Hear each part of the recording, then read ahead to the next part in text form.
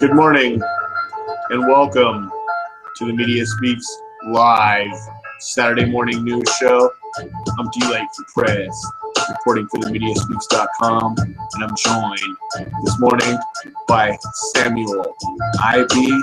DeGangi. That's Sam of the Correct Views, also the band Passing Time. I'd like to introduce to you all Samuel. Bowles, and welcome to the Saturday edition. Excellent, Sam. And this morning, right off the bat, we wanted to get into the 28 pages. Are you familiar with the 28 pages? When I say 28 pages, do you know what the hell that I'm talking about? Not only do I had mentioned that they were protected by the 911 Commission. It's from a show I did 8/20/15. The very first thing it says is Saudis fund 9/11, and there's more and more proof leading to it every day. And I'm happy that the floodgates that I thought were going to open up in the summer seem to be opening up now.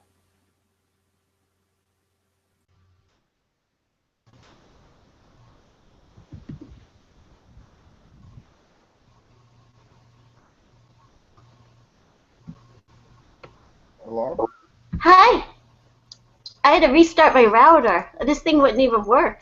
Oh, I thought I lost D-Lake. I was looking at the screen I was reading, and I heard a woman's voice. And I You know, that's great. I was just plugging in my headphones, and it looks like it all coordinated right on time, even though we started just 1 minute before the time.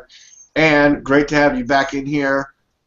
Great. Today we're going to talk about the 28 pages. I just asked Sam if he was familiar with it. Anne-Marie, are you familiar with the 28 pages? Yes, and we all want to know what's in these 28 pages. We want them to What are the 28 pages, though, for people that don't know what we're talking about? Well, during the 9/11 Commission, they investigated, and there's basically when they released a little bit of a report, we don't know. They blocked out these 28 pages. We want to know what's in them.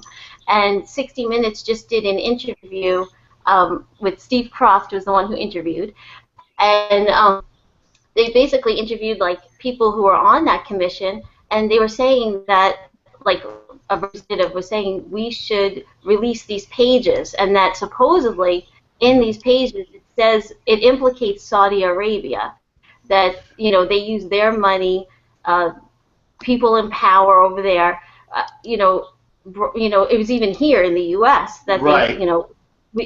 that's why they redacted these pages. They also said in the interview that George Bush, George W., and Dick Cheney, they wanted to interview them separately, and they would not be separately. They only would do an interview, be questioned together, and they wouldn't take the oath.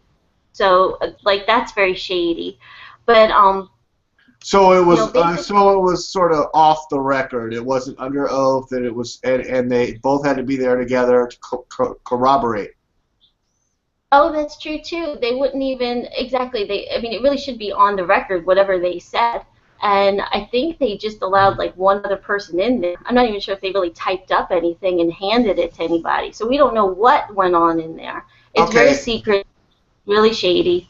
Sure. And the reason that we wanted to bring up the 28 pages today is that the top headline at Drudge Report is Saudis threaten asset dump if blamed for 9/11. And some of the senators and other people that have supposedly read the redacted 28 pages, Sam, they say that it implicates Saudi Arabia. And what do you know about that, Sam? I've heard of some politicians say that it hasn't. And I saw this on a comment. So it could go either way? I think it probably hides quite a bit myself.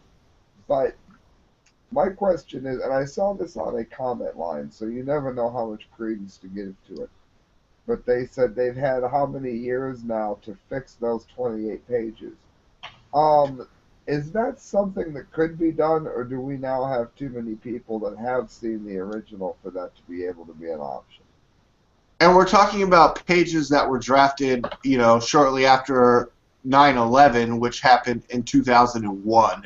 So we're talking about documents supposedly that have been redacted for 15 years now, Ann. Exactly, and what's going on right here, where the Saudis are threatening this asset dump, as it says, Uh, basically, if we prosecute, if the U.S. prosecutes, you know, the Saudis, they're going to sell off all their assets here, which is a lot. I mean, they have a lot of assets here. It's like billions of dollars of assets that they have over here, and it's a lot of money. So they're saying that they'll sell that off because if, say, we do take them, we prosecute them, and say it's even not criminal charges, say it's like a civil charge, and we prosecute them, and they're found guilty, then what's going to happen is that the a civil charge, like just for monetary, or what do you mean, civil, not criminal, or? right, I mean, they could say, like, you could take someone to court and say, like, just even like loss of life or anything like that. They could be charged, and then what would happen was if they're found guilty, then the government will basically freeze their bank accounts and seize their assets so that they could give them to as a judgment. That's what they do. They'll freeze and seize their assets, and they have assets here that are billions. Yeah, and it's worth billions of dollars. So of course that's why they're saying that. They're saying that they'll just sell the assets because they don't want to be found guilty, and then have to, a judge will come and freeze these assets, seize them, and then that's what they do in, court. They'll sell them off. Okay, yeah, I mean, all right, we've all seen Judge Judy and all that. No, but Sam, how do you feel about all this? Okay, I think Sam stepped away and put himself on mute. No. But interesting point. I was going to say, do either of you know if? Interesting point right there, Ann. Do any of you know if it would be possible for them to have change it prior to the release, or have enough people witnessed it now that would be impossible? Can you ask that again, Sam? Yeah. Is it possible for them to doctor this prior to when they release it, or have enough people seen it in its regular existence already that's not an option? You mean, is it too late to change what the pages say? Yes, and so few people have seen them, they could come out with... You mean to try to auto-correct it, or to try to correct, the things that were highlighted as being wrong? I mean, what do you mean by that? So if we can't correct the actual pages. They are already written, and I want to see them in their before the government got their big gigantic black markers. How would you Sam, know? I'd like to know what it said. How would you know? That's my question. Is it possible for them to be able to hide that from us if it's released? With those big black markers, no, Sam. for instance, they fake the birth certificate. Can they fake a 911 28? If they have Adobe Illustrator and maybe some Photoshop. Okay, Sam? We'll convert it into a PDF and we'll put it on whitehouse.gov, and the people will believe everything they see on the internet. Is there any way... We will make it in the media so that you believe everything that you see on the internet, Sam. I mean, how hard is that for you to understand? Is there... No, but I'm being serious, sir. Is there any way for them to release fake documents saying that is the actual 28 pages? Does anyone know about... Well, I mean, who would be the only people to attest to it? The couple of senators that have read it, right? So it's their word versus... Now you just found what I'm asking. It just hit you. Well, yeah, certain senators and certain congressmen have read the documents, right? And it's my knowledge that a few of them have said that there's some text that sort of semi-implicates Saudi Arabia, which is today's whole show. And you have to remember that this information goes back 15 years to 9/11. And today's show is 28 pages, 9/11, Saudi Arabia, hashtag declassified. Yeah, I know. Now, just a couple years ago, released the 28 pages without them changing it. I did a whole video. D-Lake, let's go take a look at the internet. Share, please. Google, thank you. Challenge. Declassify the 28 redacted pages of the 9/11 report. D-Lake for Prez for hashtag TMSTheMediaSpeaks.com. Not set up for sound, but you'll be able to see there's me, Captain America. I say release the 28 pages. I got a cool soundtrack going. I'm like, I'm an American citizen. Tell me what I need to know. Give me the redacted pages, the information. And like, I'm sick and tired of all your crap. It was Ron Paul that started this. And I do believe that Donald Trump has mentioned in his 2016 campaign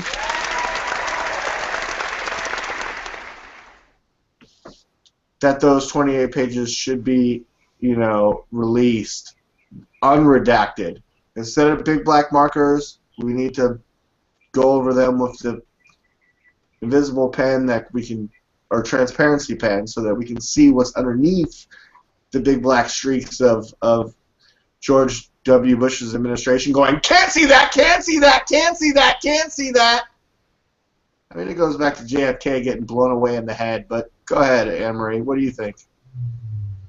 Well, I'd like to know what's in those 28 pages, like exactly, and not just hear, like through a game of telephone or some sources. But, I mean, people are starting now, like at a long time, it was a long time ago they did this. So, and just to address Sam's point so he doesn't get frustrated, do you think that what we might see if they are sort of released could be faked? Well, there has been people who have seen it. I mean, they interviewed, like a congressman on 60 Minutes. See, that's what I was saying, though.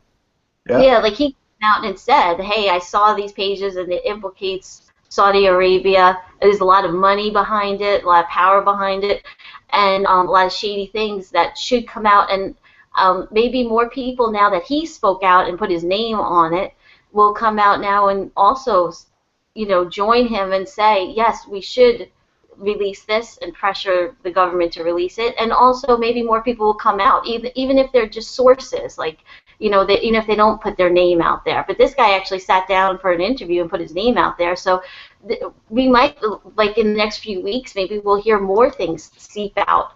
But that's pretty major what he said. I mean, he implicated Saudi Arabia.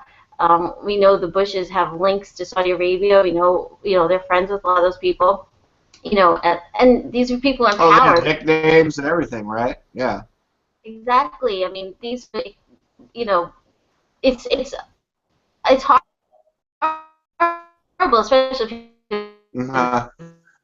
yeah, no, for families sure. who have been fighting for this. Now we've been lying. Hopefully, we'll hear more in the next few weeks. Maybe more and more people will feel comfortable coming out. Okay.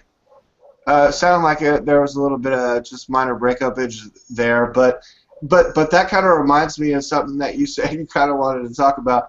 Did you see the Republican gala on Thursday night? It was happening basically at the same time as the Democratic debate over there on whatever news station that was, CNN, and Wolf Blitzer was all like, "I'm Wolf Blitzer." And like, thank you, Wolf Blitzer. And then Hillary and Bernie were battling it out. But meanwhile, the Republicans had a gala, a black tie affair. They were all James Bond in their black tie tuxedos. Bernie Sanders said he's never even owned a tuxedo. I mean, I don't own a tuxedo, but I've rented tuxedos. He said he's never rented a tuxedo. But no, seriously. But at the gala, I believe that was in New York City, okay? And I believe that they spoke in the order that they were in the polls, similar to the way that they're lined up on the dais during a debate. Trump is always at center stage because he's number one, and he spoke first at the gala, followed by Kasich, who's polling number 2, followed third by Ted Cruz, who's polling number 3 in New York. Ted Cruz, who's infamous now, Lion Ted, for saying that, talking about New York values, and Geraldo Rivera said it sounded like an anti-Semitic remark, and it's like, and Bernie Sanders at the debate the other night said that super predators is a racist term. I mean, I love predators, except, well, not all predators, but, I mean, I like the movie Predators. Yeah, well, that happened. Okay, Bernie Sanders. That thing with Bernie Sanders. Bill Clinton. This was like last week. Black Lives Matter interrupted Bill Clinton speaking, and he had like a debate with them, and Hillary said this years ago.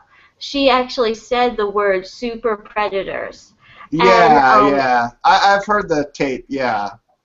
Yeah, and she actually apologized for saying that only like a few months ago. She did apologize for saying that word. Now, for people who don't know, super predators is a term that describes a new class, quote unquote, of young black criminals who, it says, lacked all conscience and empathy.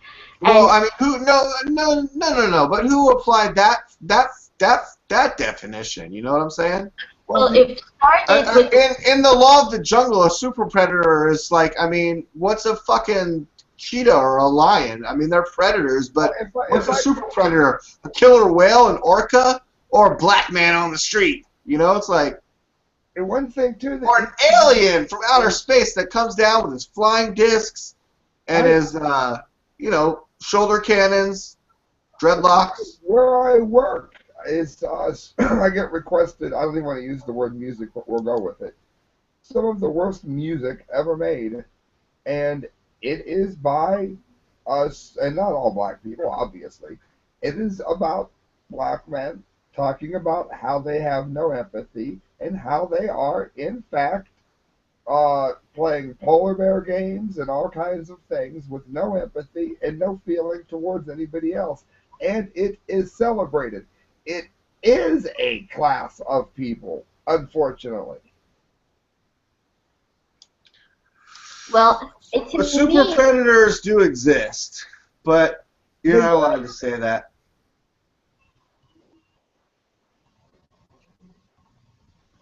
I'm sorry, guys. Did everyone freeze up at the same time but me? I'm back. I'm back. No, I was just saying super predators do exist, but we can't say that. Yeah, no, you're not supposed to say it, even though they're writing music bragging about it.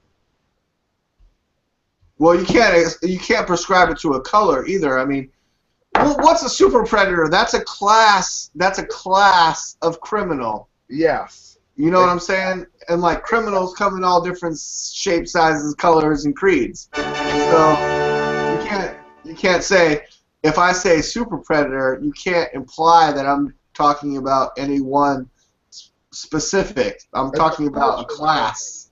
It's a culture, not a race. Yeah, it's above culture.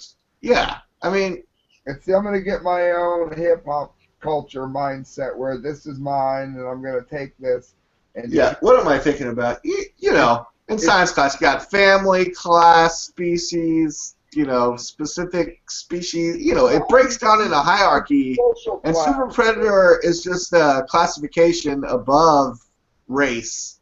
As like a social class, I fear that there is both blacks and whites in the thousands who are simply out to get anything that they can at the expense of any and everyone else. And I think that is what it refers to, not a color. If Walter White was Walter Black on Breaking Bad and it was a black guy, that would be so racist. All right, Anne-Marie, I'm sorry. But Anne-Marie, before I was trying to lead up. Anne-Marie, off we go. But Anne-Marie, at the gala, what I was trying to lead up to is that Donald Trump was getting cheers and applause, and people were listening to what he was saying. And I watched the pre-gala, where people were, walking and getting to their chairs and their seats and like They had salad plates and glasses of fine water, and I saw one guy drinking. I saw another person eating their salad. I saw two ladies talking over the shit, waiting for the show to start. Donald Trump talked. Everyone was applauding. Things were good. John Kasich went. People were like, okay, he's pretty good. He's in second place. I guess he says a couple good things, and he has attractive young daughters that D-Lake, is like, okay, what are they talking about right there? It was hard to tell. But then Ted Cruz came up, and he opens with, yeah, I haven't built any big, gigantic, amazing towers and glistening golden towers like Trump Tower in New York or, the whole west side of Manhattan or anything like that. But I have been defending the Constitution and the Bill of Rights, and it was like,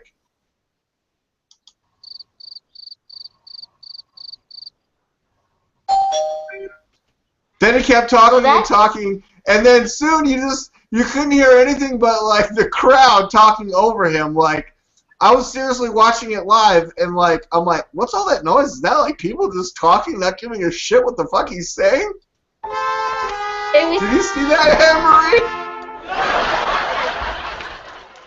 Yeah, do you have the clip? That'd be great. I'd like to see that. Oh yeah, right. It was great. I'm gonna go find it.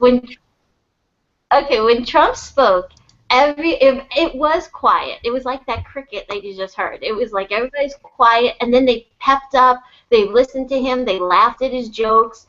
Trump talked about turning like the bankrupt Commodore Hotel into the Hyatt, and this is like next to Grand Central Station, in Manhattan, for people who don't know. And he turned this building around, and he was talking about how gross it was, and that there was like a massage parlor there or something that he had a hard time closing down because it was actually making money, and people were laughing at that. And then when Ted Cruz spoke, it was so noisy you could hardly even hear him speak. It sounded like you were at like a wedding or something. You could hear people eating, you could hear clink clangs of glasses, and you could see people walking by even sometimes in front of the camera. It was really embarrassing. And I think the only people that clapped for him was probably like his own aides or something. It was probably the people he brought with him, because nobody was listening to him. Everybody was talking over him. It was funny. You could hear like the clink clang of people just talking and eating.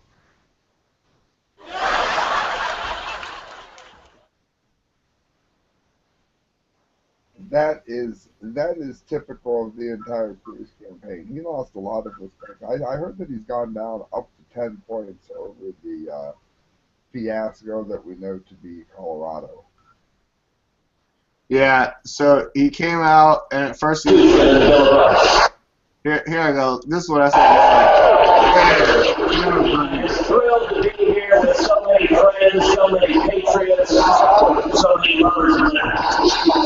I will appreciate it. I can hear people that are like, oh, Jesus. I haven't built any buildings in New York City. But I have spent my entire life fighting to defend the Constitution and the Bill of Rights. I have no executive experience, but I'd like to be your president. Thank you. We are here this evening at a time of crisis for our nation. We're bankrupting our country. So I was into it. I'm like, okay, trying to crack a joke. People aren't really into it. I hear a little bit of silverware scraping, but come like the midpoint, I'll try to go without getting a commercial here. Let's see. We have a president. Listen to all that silverware. We have a president who celebrates a nuclear. I mean, intermittent to what Ted Cruz is saying. Just listen to all the talking over and the silverware and stuff. But then listen to like when Ted Cruz hits one of his stump speech, like shit that he says all the time, like a high note. There's like a delayed one person clapping. When Trump was talking, people were like, "Yeah, that sounds good to me." Listen to how many people are talking now. I skipped forward. Listen to how loud the crowd is. Nobody gives.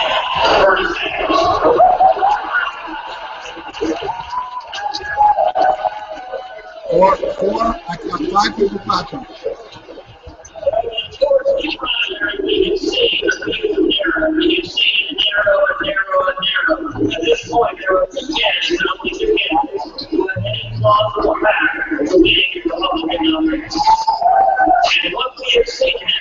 was talking about himself and Donald Trump.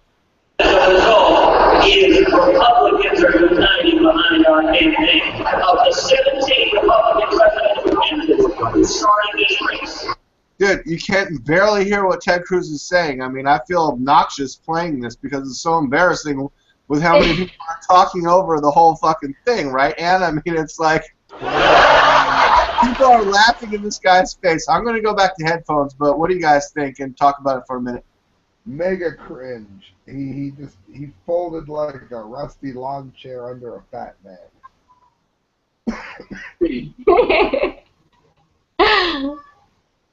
Yeah, it's embarrassing. I mean, you can hear the clang. You can hear people eating, talking right over them. I mean, people are talking right over them. They're supposed to be there and, like, I guess be a little bit more respectful and listen to whoever's speaking, or maybe use a quiet voice, an inside voice. If he was spoken much more, they might have been able to hear them throwing up. Everybody's really tired of what he did.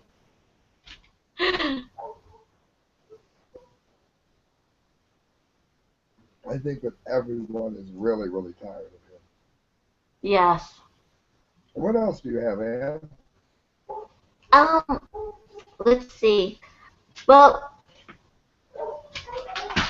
I think, I don't know if you want to talk about, we might be talking about the Bilderbergs coming up. I know that's going to, I think it's supposed to be coming up in, like, Germany.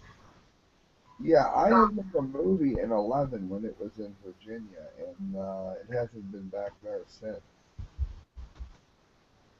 And, Let's see. Oh, the only thing with that super predator, there was two things about Bill Clinton when he was interrupted by the Black Lives Matter. There was like two issues they were upset with. One was calling, people super predators, which Hillary apologized for back in February, and her husband Bill Clinton didn't seem to want to apologize at all for that.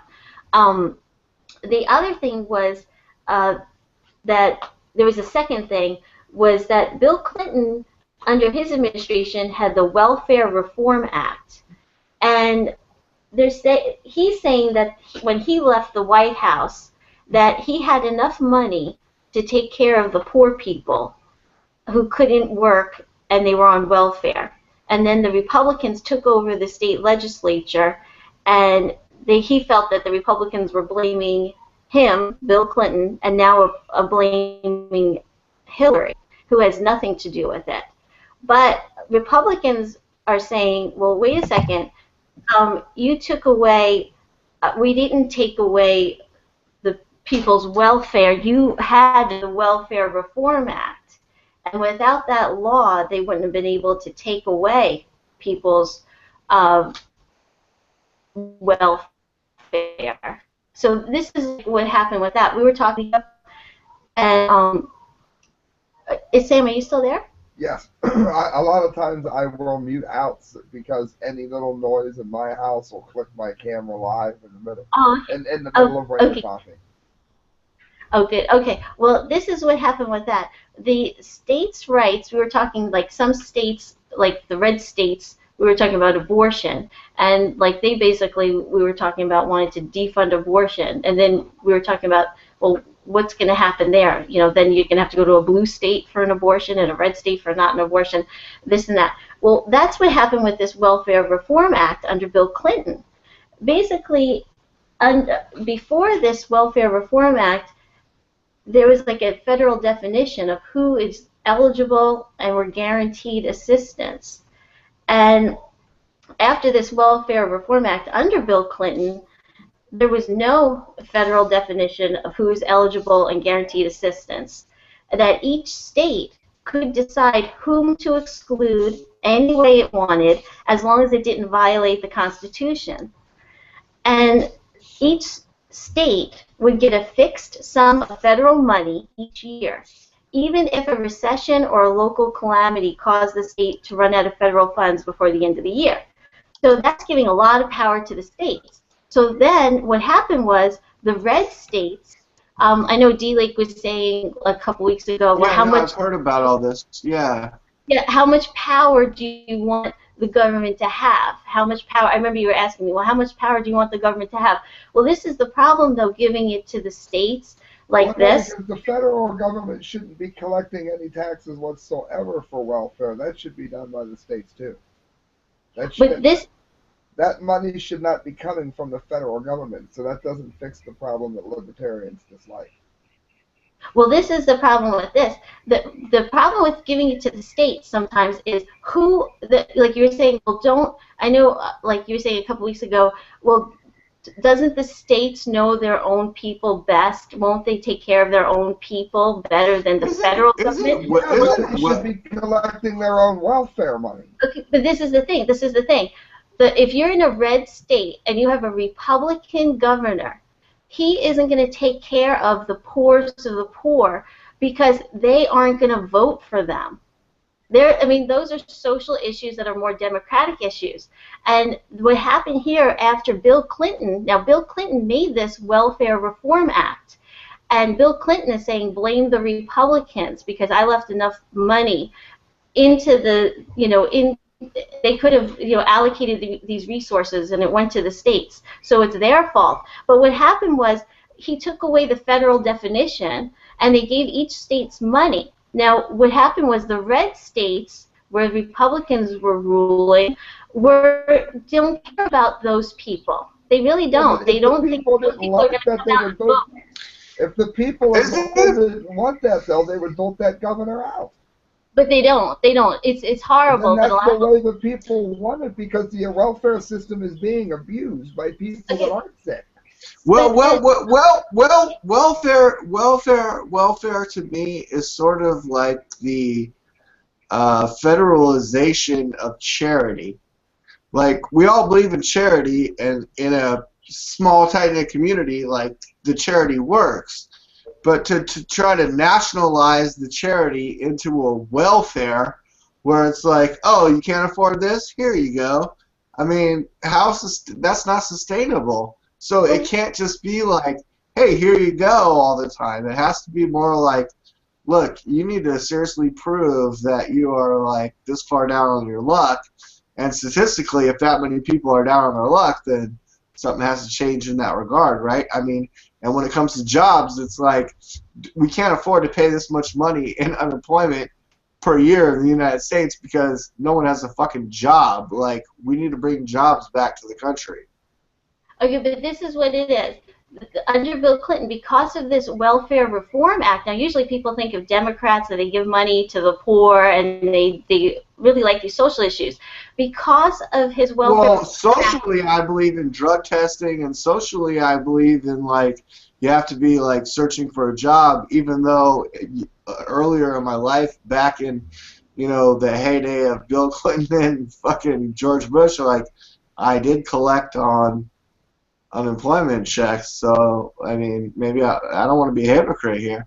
It's okay when needed, but it has been seriously abused and needed trimmed down. Yeah, but I'm just talking about a specific thing here, because libertarians usually say, leave it to the states, leave it to the states. Because of this Welfare Reform Act, it was left to the states. They allocated certain funds and a certain amount to each state. Now, what each state did with those funds is the problem. Now, we went to the red states, and the governors who were Republican in those red states, this is what happened. They and even some Democrats did this too. At the state level, they shifted the welfare spending away from their poorest, least politically engaged constituents. So they gave them money, and they weren't using it for welfare. They were using it for other things. And that's the problem with this Welfare Reform Act. So there was two things that the Black Lives Matter protesters were upset about. One was the term super predators, which Hillary did apologize for in February, but Bill Clinton didn't apologize for it. And the second thing was Bill Clinton was defending himself on stage, saying, it's not my fault, it's the Republicans' fault, because I left them with enough money, and the Republicans took over after that, Congress, and I left them with enough money, and it's their fault that everybody is suffering. Now, this is the statistic. It's actually because of his Welfare Reform Act, where he gave the money to the states and said, you can take this money and allocate it towards the the poorest of the poor. What's the problem with that? The Republicans, the red states, didn't do that, and even some Democrats didn't do that. They didn't use the money for what it was for the welfare. Do you see what I'm saying? For the welfare of their poorest. Now, let me just say this: after 15 years after the Welfare Reform Act went into effect, extreme child poverty has increased by 150%. So they're not using the money for the poorest of the poor. And why? Because they don't feel that these poorest of the poor are going to come out and vote for them. And remember, there's also voter suppression. We've seen that before, where they make it a little bit more difficult for people who are Is it a poor. trap? Is it everything that you're talking about right now, Anne-Marie, right now, is it a trap? Is it a trap? It's a trap. But Say it's a trap. It's a trap. This wouldn't have happened for two reasons. First of all, if the government was 110% out of all welfare, the states would raise their own money. And in terms of a lot of the neighborhoods that weren't getting it, they weren't getting it because they would not work. They would not go get a job. They were against, and I'm not talking about the people that are sick. My ex had Crohn's disease. I get that. People that just did not want to work didn't get the money, and that's what Black Lives Matter are mad about. They won't work, and a lot of that is due to NAFTA, because we sent all of our good jobs overseas. You can't say that, Sam. You can't you fall into their trap of rhetoric when you generalize in the same way. Because Black Lives Matter, they exemplify generalization. I don't mean that. I mean the white people in that neighborhood too. The white people that won't get a job. The black people in those neighborhoods that won't get a job. I don't care what color they are. They won't work, and they're healthy enough to do so. But Black Lives Matter started because it actually started because of police officers targeting and killing young black men who, I mean, that's why they came about. I mean, Well, yeah, because a lot of those black men were unfortunately 18 or 19 years old out being super predators. No, they killed people who were innocent, like innocent black victims too, and that's why Black Lives Matter. How dare you say super predators? I knew you would go there, Dion. But I mean, we have laws against killing innocent people. If you kill an innocent black man, you should go to jail. If you kill an innocent white man, you should go to jail. I'm against the introduction. If you kill an innocent person, you should go to jail. All people matter. Yes, I don't know that we need extra. Like Black Lives Matter are hooked on this. Is it a hate crime? I don't care if it's a hate crime. We have laws on the books, not for the motive of the killing, but the killing. If you kill somebody, we have laws, and we need to enforce them. But what about the ill proportion of young black men killed by the cops? Yeah, exactly. I support this. I mean, Black Lives Matter came across because, like, I said this on a separate show. This was like a couple of weeks ago. But what about the young white men killed by the cops? It doesn't happen as much. This is a specific group of people that are being targeted by the police, and they're getting killed. They're getting shot and killed. That's absolutely not true. You've got people robbing convenience stores, and I've got this Washington Times. Police kill more whites than black, but it's minority deaths that generate the most buzz. And this is from Washington Post. Nobel Prize winning novelist Toni Morrison says she wants to see an officer shoot an unarmed white teenager in the back before agreeing to any conversation. Well, that's just somebody's Twitter. That's just somebody's Twitter. No, this is Washington Times. But this is also, she's also got reporting on somebody's Twitter. But look, listen. An analysis released last week shows that more white people died at the hands of law enforcement, statistically, than those of any other race in the last 2 years, even as the Justice Department, social justice groups, and media focus on black victims and forced police. Statistically, more white people get it. Okay. Well, we have to compare that data with the per capita data and all that other stuff. But like, I think it's an important issue. I think that there is racial profiling. We know that in this country, and I want it to stop. I want people to stop doing this, and that's why this group came about. It's for this specific reason. Because cops are killing unarmed black people, and you're supposed to, like, you know, talk to people, and you know, if you run after them, guess what? They have to run after them, but they shouldn't have to shoot them in the back and kill them. I mean, you know, that's what's happening. It's a specific thing. Like I said, when people say, well, all lives matter, it's like saying about the rainforest. You know, the rainforest was like, save the rainforest. It's not that I don't want to save all the forests. It's that it's a specific thing. Save the rainforest. They're claiming victimhood where it's statistically not there. What's happening is you have more blacks killing each other than you do whites killing blacks. By far, almost 4 to 1. Blacks are being killed by blacks. And that's the slow it down, Sam. You need to recognize your privilege. Yeah, you need to recognize Sam and Emery and D Lake too. If we could all just recognize our white privilege, that'd be great. Here we go. On Wednesday, Hillary Clinton addressed race relations at Al Sharpton's National Action Network convention. White Americans need to do a much better job of listening when African Americans talk about the... And if you can understand the rap lyrics, congratulations. I suggest going to OHHLA, Original Hip Hop Lyric Archive. Look up the artist that you're interested in. Find his rap lyrics so you can try to decipher what it is that those African Americans are saying. Seen and unseen barriers you face every day.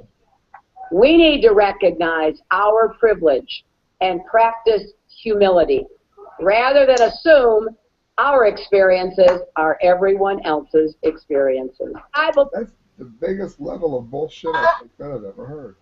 You know what is something? You know what was in the headlines the other day was that she was with Bill de Blasio, and they did like a joke, like a racist joke about CPA time or something, like CPT, colored people time? Yeah, something like that, and it didn't go down. Of course, people were like, you know, Bill de Blasio. You might as well said you're on. You might as well said you're on BOT, Barack Obama time. But isn't that joke originally anyway? That joke was originally created by a black guy, wasn't it? It's even that Chris Rock that first said that joke. The black people were on. I know. It wasn't very 2016. I believe that Democrats have a special obligation. If we're going to ask African Americans to vote for us, we cannot take you or your vote for granted. We can't just show up at election time and say the right things and think that's enough. Just days before, however, Mrs. Clinton was part of the poorly attempted colored people joke. I just have to say, thanks for the endorsement, Bill. Took you long enough. Oh, yeah. Sorry, Hillary. I was running on CT time. It's not. I don't like jokes like that, Bill. Cautious politician time. Just last week, Bernie Sanders said Is yet to muster up the... Hillary caught it. She caught it. It was like a black hosted it, and she said it was cautious politician time right there, and not colored people time. Yeah, and it was obviously they wrote that beforehand. It was like a skit they must have practiced beforehand to do, and it was like in bad taste, and it was stupid, and people called them out for it. It's stupid. Yeah, like, why go there? Yeah, it's ridiculous. Take that approach. Exactly. Ugh, I can't stand her. She annoys me. I haven't even finished watching this whole video because that first part was the newsworthy. But what is this? Let's just listen in real quick before I go back to headphones. Courage to formally apologize for the 400 heinous years of rape, death, and inhumanity that occurred during the enslavement of black people in this country that still impacts millions of slave descendants. Senator Sanders, will you, if the next president of the United States... There's millions of slave descendants, you guys? Make that necessary and overdue apology? You want the short answer? Yes. What do you think of the The short answer, yes. Thank you. Hey, Ann, whatever you ask me, the short answer is yes, okay? Good. Yeah, okay, yeah. Yes, the answer is yes, okay? Oh, whoa. Sam, how do you feel? Is your short answer yes or no? My short answer is bullshit. Most white people did not own slaves. For instance, I don't know my entire family tree, so if somebody is better at this than I am and proves me wrong, perhaps. I have my entire. To the best of my knowledge, nobody in my family was in the United States at that time. If they were, and there's some question about the Mexican Mayan side, if they were way, way too poor to even think about owning a slave. Slaves now that I think about it on my dad's side. Slaves were owned by people that have now descended into the Rockefellers or whatever. I'm not saying them. I just mean that particular upper echelon, that elite. The average white person could not afford to own a slave anyway.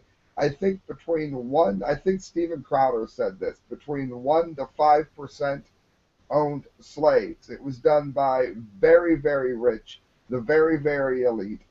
And most white people, the vast over 90-some% majority, have zero ties to slavery. None whatsoever. The rest of my family was mostly in Ireland and England at the time. But if you're black, you may have had ties to slavery, and shouldn't you get free Slurpees because of that? Shouldn't things be more free? And I don't know. Should there be reparations? Also, this whole notion they pay the reparations in food stamps. That whole thing is the damn, well, not all. I think everyone does it. I'm saying that of all colors, not just that. Can't buy alcohol or cigarettes or cleaning products. Well, I'm looking at it this way: all cultures have sadly hurt others. Do you know that Stalin killed more Christians than Adolf Hitler did Jews? That doesn't mean that I want Vladimir Putin to call me on the damn phone and tell me how sorry he is that Stalin killed a bunch of white Christians. It's over. Drop it!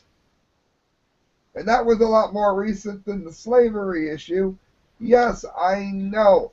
Germany does not have to call Gene Simmons from KISS and say, I'm so sorry that something I had nothing to do with happened to your family. It's over. It's over, Johnny. Over. It's over!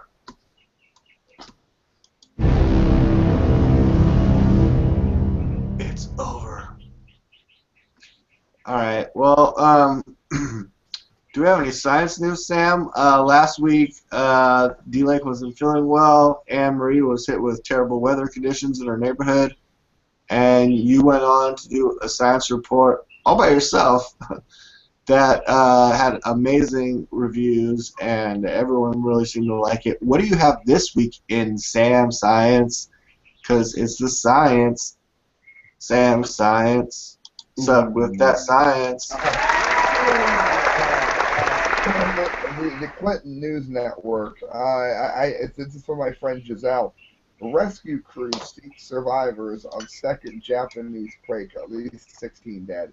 Now this is going to be like a little mini Fukushima update here, if you will, because this is exactly what I had predicted regarding activity in that area. I have said that they needed to really spend a lot more time monitoring the food, evacuating people from greater distances, and I should not evacuating, limiting, I should say, the amount of food that can come into the country, limiting what you eat there. The meltdowns in Japan are still very much active. Well, unfortunately, it's a house of cards, and the level 9 earthquake that we've seen was one earthquake of what is going to be many. It's the way seismic areas work. It's why Iran is going to, it's not maybe, they are going to experience an earthquake when that plant is done, if God forbid it gets built. And it will poison and kill and cause cancer and cause heart trouble and limit the health of more Arabs than every Jew in all of freaking Israel. Magnitude 7.0. The problem here is nuclear power. Because every time these earthquakes hit, you got to remember, Japan was created by an earthquake. You deal with this. This is a problem in California, and this is a problem in places that have seismic activity near significant dams, even if there's not water around. Now that I've given some groundwork as to why this is more than just an earthquake, Tokyo, Japan rescue crews scrambled through rubble Saturday in a race against time for survivors of a magnitude 7.0 earthquake that struck Japan's Kyushu Island, the same region rattled by 6.2 quake 2 days earlier.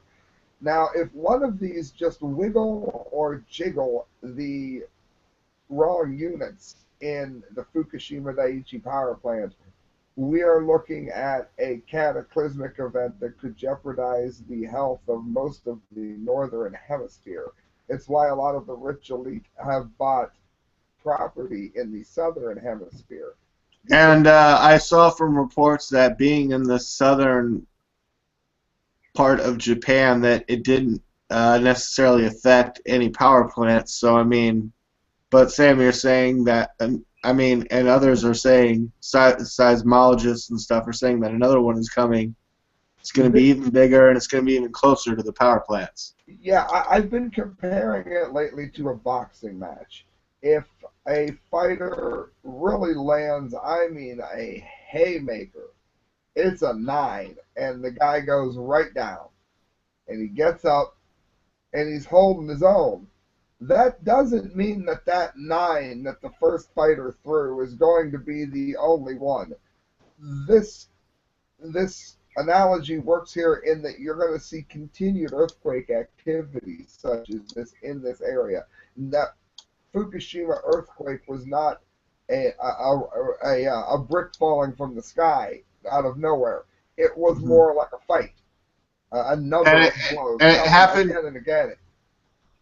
Just real briefly, as you're reporting, Sam, I have a video report on the screen, and it's like a 6.0 happens in Kumano, and 6.2 and a 7.0 all like triangulated in a region there, and it looks pretty devastating from the video. To roads and other areas. Go ahead and run that while I'm talking. Definitely. Yeah, keep going, Sam. Keep going. 25 people, as of when this was written, have died in both earthquakes, according to estimates. The death toll is the latest of Kyushu earthquake is 16 people, according to Kumamoto Prefecture's Disaster Management Office. It says the earthquake toppled buildings and shredded structures. 23 people were buried inside of buildings. It says it's in Japan's Ring of Fire, and this is what matters, friends. U.S. Geological Survey reported that the latest quake structures southwest, excuse me, of Kumamoto Shi and 8 miles southwest of Yuki, the center of late Thursday's tremor, and left 9 dead. Said no question there's a large and very important earthquake. And the 4 islands are on the edge of what's traditionally known, of course, as the Ring of Fire. It's a stretch along parts of the Pacific prone to volcanoes and earthquakes. Can you talk a little bit more about the Ring of Fire? The Ring of Fire is the area that produced and continues to produce massive earthquakes in that area. It sits quiet for some time and then goes through extremely violent cycles. It's always one of the more active areas, but when it gets really strong, particularly after being quiet, at least by its standards, it tends to really, really become burdensome. It says buildings were swaying and cracking. Now this matters because, again, you practically have toothpicks holding up some of the units in Fukushima now, and they don't even have the technology to begin decommissioning these since the accident, and it has exposed that much radioactive fuel. Well, if one of these knock that over, this is a life-changing moment for the entire top half of the globe. It says this looks like it's going to be a very damaging earthquake, and they can expect that there are going to be far worse. Did you hear that, D-Like? They are going to be far worse. What, far worse than a 7? Now, they go up on magnitudes or orders of magnitude, so a 7.6 isn't 10 times worse. It's 100 times worse. But, I mean, how bad is it going to get? It said it's a very high-risk area. I mean, the article is replete with warnings. Go look at it and see it. That's one of the only good things about it. This is an unreported disaster that I can't believe that more people aren't talking about. The last thing I want to get to is at nuclearsecrecy.com. Guys, go to this site. It's nuclearsecrecy.com/nukemap. And you can type in where you are, and it will let you know information about nuclear missiles, nuclear fallout, jet streams, all of that. It does all of the science for you, and I have found that online. Am I there? Did I spell it correctly? It is nuclearsecrecy.com/nukemap. /nukemaps? Nuke map. Map. Let's see. There it is. Oh. Oh shit. It's coming up in my neighborhood, like, because it knows where I'm at. Oh no, D-Like. Thanks, Nuke Map. Thanks. You know where my IP. You know where my IP address of my computer is located. Thank you. It's like, oh, you're right here. Here's where the nukes are coming. Nuke strike D-Leg's house. And Marie, we might as well let him in on the joke. We got a nuke map, D-Like, that lets all of our listeners know except you. Why are you surprised? That we wanted everyone to know they were safe, but not you. It was not supposed to show up for you. But yes, look, it came up. It's got a red dot over my house. Nuke map. Where to nuke next? D-Leg's house. Anne Marie, have you looked yourself up on the nuke map yet? I mean, are you targeted? I hope not, but I want to leave West Virginia so bad. So, you know, if something happens to this place, I don't care. As long as I'm gone. Yeah. As long as it's within the 3-mile radius of the nuclear blast. Let's see. Drag the marker to wherever you'd like to target. What? Oh no. Sam, this website allows you to target people with nuclear weaponry? I don't think Wait, wasn't that a movie in the 80s with Matthew Broderick? Wasn't that War Games? War Games? That's what he. That was a good movie, actually. I love that movie. Yeah, that was a good one. All right, well, go ahead, Sam. I'll say, D-Like, that's the news fund, the science fund. I have, like, thank you. Entertainment news. No. Thank you for that. And yeah, let's segue into entertainment. And what do you got, Sam? Because the only reason I'm doing this is I'm gonna have to go because I have to get my taxes done, so I have to fly through these.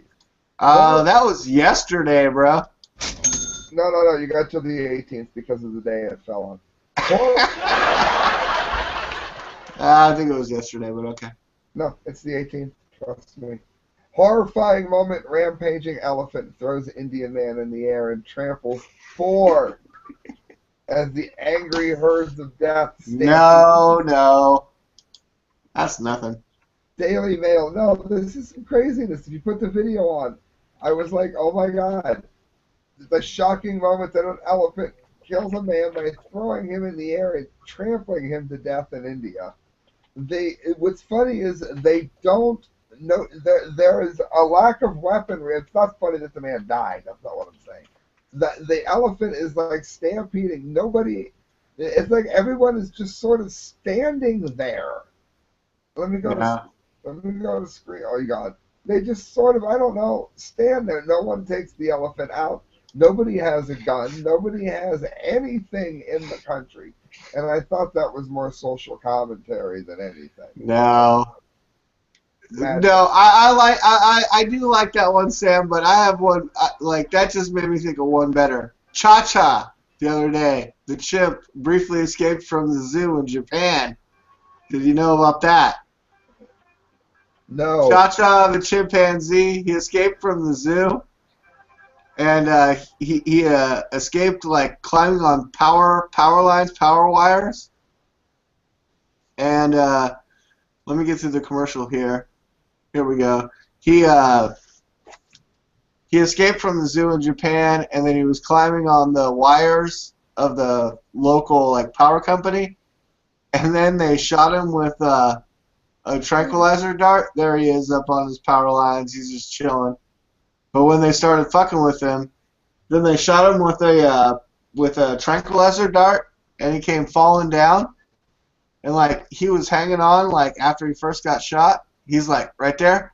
So, like, he's not just yawning. That's, like, an aggressive thing that he's doing. And there they are trying to line up with the tranquilizer gun. Oh, they just shot him with a tranquilizer dart. And he's like, mother, rah, I just escaped from the zoo on Cha-Cha, the 24-year-old male chimpanzee.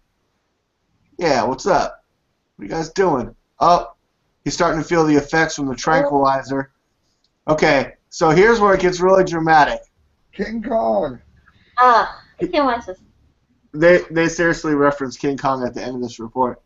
But he's hanging on. He just got hit with a tranquilizer dart, and he's hanging on there to one last cord with, like, the last of his strength. And then he loses it. And then they try to catch him, but he bounces off another cord at the last second. Here he comes. Boom. Oh, they almost had him. They sort of had him. They kind of caught him in the secondary tarp, but it was, like, secondary. But he was okay. He didn't face any injuries. Oh. And Cha-Cha was okay. And that led me to another one. This was amazing. This all happened this week, I guess. This is my entertainment. But it led me to another report about this octopus here that they'll probably play another stupid fucking commercial. But the octopus escaped. He got out of the top of his aquarium, right? And then he traveled across the floor of the, the aquarium-like museum to a seawater runoff pipe, and he contorted his octopus body into the pipe, got down to some seawater, and was never seen again. And I went and looked it up. I went and looked it up on Google. Octopuses can survive out of water up to like 20 to 30 minutes. Seriously, depending on weather conditions. That's awesome. Awesome. All right. What about? I'm surprised you don't want to talk about Ice Cube and the Rock and Roll Hall of Fame and Gene Simmons said when are you guys going to talk about that at all? I've missed it. Like NWA was like inducted into the Rock and Roll Hall of Fame. Fuck you, Sam. NWA deserves they just made a movie. Yeah, they suck. And Gene Simmons said when... In the Rock and Roll Hall of Fame? Yeah, you didn't know that? I thought you were going to follow up. Right. Oh yeah, well, Gene Simmons said that when Jimi Hendrix gets in the Rap Hall of Fame, Gene Simmons is against NWA being in the Rock and Roll Hall of Fame. So As am I. And during the his acceptance speech, Ice Cube said rap is rock and roll. Rock and roll is really a black invention. In the 50s, I mean, he didn't say this in his speech, but you know, it is true. Yeah, I kind of believe in that. Well, it is a black invention. Black people are welcome to be in it if they play rock and roll. But it is because in the 50s, I learned about this in music history class too. They taught you this. They said that rock and roll is a black invention. In the 50s, yeah, but so is rap. It's a different invention. Rap is rap, not rock. Right there, I sort of agree with Sam that it is a different invention. I don't know if the Rock and Roll Hall of Fame should be so. Have a rap Hall of Fame. Have a rap Hall of Fame and a Rock and Roll Hall of Fame. Is how I feel. I agree that rap was actually could be like a white thing too, because there were people who, like the Beatniks, they basically rapped. You know, cares about the color? Rap look, you guys. I have to let me just talk for 1 minute here, because like back in the day, I've been a big fan and follower of rap music my life, and I remember going to the warehouse and the Tower Records when we had record stores, even before they had a section or a category called rap. There was rock, there was R&B, there was like soul, and then slowly there started to become a rap section. It was really small, it was really tiny, then it got a little bit bigger and a little bit bigger and a little bit bigger. And then they still try to combine R&B and rap. They had that section. It was like, this is the black section. And they had the rock section, and like even with the Hall of Fame, but there shouldn't be a color segregation, but there should be a musical segregation. Yeah, it's because rock and roll music and rap music, forget about the, Eminem can be in the Rap Hall of Fame, and some awesome black rock and rollers can, and the color whatever can be in the fucking rock and roll shit. And I would even say a band like Run DMC would be the gray area, but definitely not NWO. Because Run DMC was the epitome of rock and roll sort of becoming rap and using, but the Hall of Fame award should go to their producer like Rick Rubin. Rick Rubin is the gray center. That'd be like having Skrillex play the Grand Ole Opry. That makes no sense. No, wait, you guys, let me just say this. No, they teach you this in like music history class. Rockers were rapping before the hip hop culture took it as rapping. Rapping is rock. That's still not rap. That's rapping. Rap. Okay, but in the 60s, Janis Joplin called it rapping. It was basically she talked while the band was playing and maintaining a beat. Also in the 60s, Jim Morrison from The Doors, he read lyrics like his poetry. There's the song "This Is the End." When the music is over. Okay, that's great. I'm sorry, but they're still in the Rock and Roll Hall of Fame, and Blondie starts to cross over into the Rap Hall of Fame. Okay. That's where the crossover started happening in the 80s. There could be some crossover, but not far enough that you would include NWA. Yeah, but rapping, that's what they were doing. They were doing their lyrics over a beat. I understand. That's why. Yeah, but Linkin Park, they would count. But Drake wouldn't. You can go so far out of rock that you're not. I think we need 2 halls of fame. Sam, do we need 2 halls of fame? I think the whole Hall of Fame idea for music was dumb. I'm really with Johnny Rotten on that. He goes, "This sounds like one of the worst ideas you could possibly have for music." And are you with Gene Simmons or NWA on NWA being inducted into the Rock and Roll Hall of Fame? When's Kiss gonna get into the Rap Hall of Fame? And And Marie, when's that gonna happen? Come on. There's no rap and roll. There's no rap Hall of Fame. Rap was what they called it. They said we're rapping. They're talking poetry over music. I understand that, but Rihanna has a song called "I'm a Rock Star," and it's not even a rock song. Just because you say it doesn't mean it's true.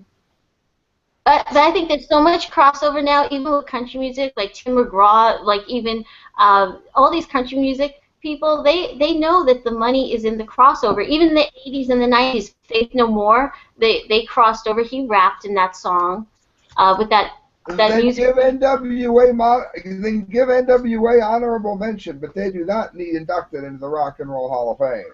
That is a ridiculous idea. Honorable mention.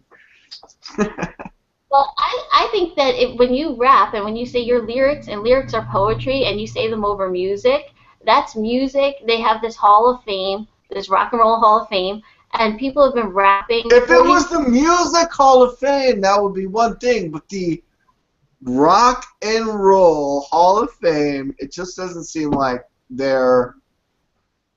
Nah, I can't say that. Okay, what about this? Like Elvis, we know that he was influenced by rock and roll, like, and that was like. Yeah, no, I know. That's what Sam was saying. We all agree it all comes from like the origins of many different. Little Richard deserves to be in. What, the Rock and Roll Hall of Fame? Yes, of course he does. I don't care what color. Yeah, I think he's in there, isn't he? He is, but I'm saying he played rock and roll. I don't care what color he is. But what about blues? Also, it's like rock, also blues like B.B. King, Muddy Waters. They influenced Elvis Presley too, and his songwriters. And now you're getting into blues. Wait a second. If NWA is in there and Muddy Waters is not in there, then yeah, I'm really offended.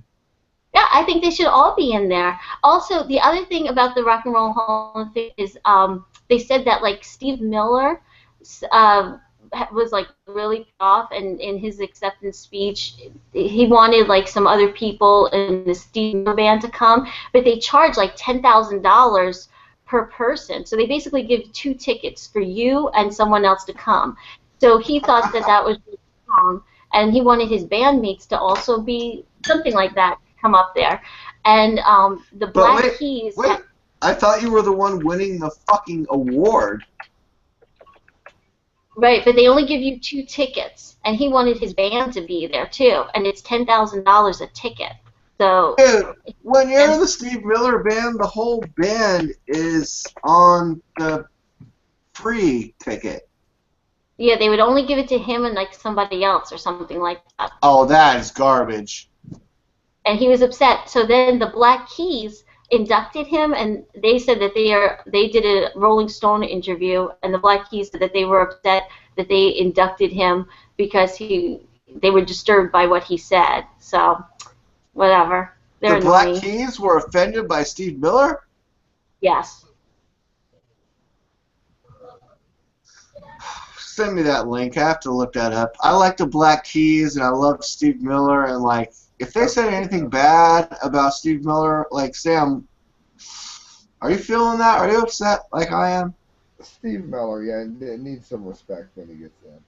Respect to Steve Miller! Yeah, it's easy. It's just a Rolling Stone article. It's the Black Keys. It's the Rolling Stone.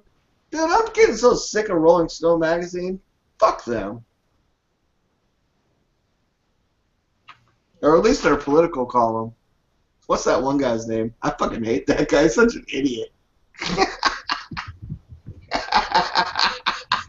What's that guy's name at the Rolling Stone, that writer, the political writer? Fucking hate that guy. God, I hate his shit. What's his name? I don't know. Forget it. He's no Steve Miller. He's no Steve Miller band. Bring the whole fucking band to the party. How dare you only give me one? I'm Steve Miller. You only give me 1 ticket? Thanks, cheapskates. Oh, Jesus. I'm being inducted and I get 1 ticket. Thanks. Thanks very much. Thank you. Thank you. Thank you. There at all. Sam, I gotta go get these taxes done, so I'm going to quickly give you 3 deaths in a row. Bam. I was bam, gonna bam. say, did anyone die lately? Go ahead. First of all, I got the elephant that killed somebody. Now I got this 3 in a row for you. Oh no. Porn star Amber Rain, who was accused of being raped, or who Dean James is accused of raping, EEN, not the actor, Legend, found dead at the age of 31. What's odd is Dean has not given a public statement about it as of this writing, and just continued making porns as if, you know, his so-called friend never even died. Yeah, Sam, that's great, but I can't put porn anything into a Google search without getting a not safe for work result. So if you can continue with the next one. D-like, you can put in mirror.co.uk's link for this. It's perfectly legal. It's in the freaking Mirror. Porn star Amber Rain was found dead at her home at 31. They think she may have been killed. The exact cause of death remains unknown, but she was accusing another actor of rape. So I think it was important to note that there could be something really weird from this James Dean guy. So go ahead and list it in the comments as it's Amber Rain Mirror. You'll find the link. It's no pictures that you can't show openly. She actually looks very professional, like on a catwalk and whatnot. Then we have Eric Beresfeld, the actor best known for uttering "It's a trap" as Admiral Akbar in Star Wars, dies at the age of 93. It's a trap. He lives a full life. There, they show him there with his makeup and everything. He looks great right there. He looks so young right there. He doesn't look like he's gonna die anytime soon. Look at him. Listen to this. He also voiced Jabba the Hutt's Major Domo Bib Fortuna in the 1983 flick. Oh, Bib Fortuna. I love Bib Fortuna. He was his voice. His involvement in Star Wars didn't end as he returned as Akbar in last year's sequel with J.J. Abrams. He had a successful voice acting career. He was used in different artificial intelligence in last year's Crimson Peak. Oh, cool. He also read for the Yoda part. I didn't get that one. That one, of course, is Frank Oz. Read for the Yoda part he did. So did I. I read for that part. I didn't get it. It's bullshit. Bullshit it is. The radio dramatist also featured in the video game Star Wars X-Wing from 1993. Oh yeah, see, all those guys get all that good voiceover work, man. I need to get that. I want that. Can I have that? Hey, George Lucas. Well, I guess it's not George Lucas anymore. It doesn't say. Maybe. What a shit report. Sorry, guys. And very mysterious. Very mysterious.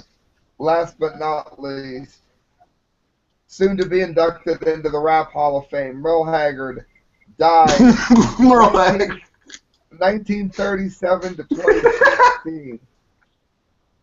KOK-EFM is sad to report that we've learned the loss of country music icon Merle Haggard just before his induction into the Classical Music Hall of Fame.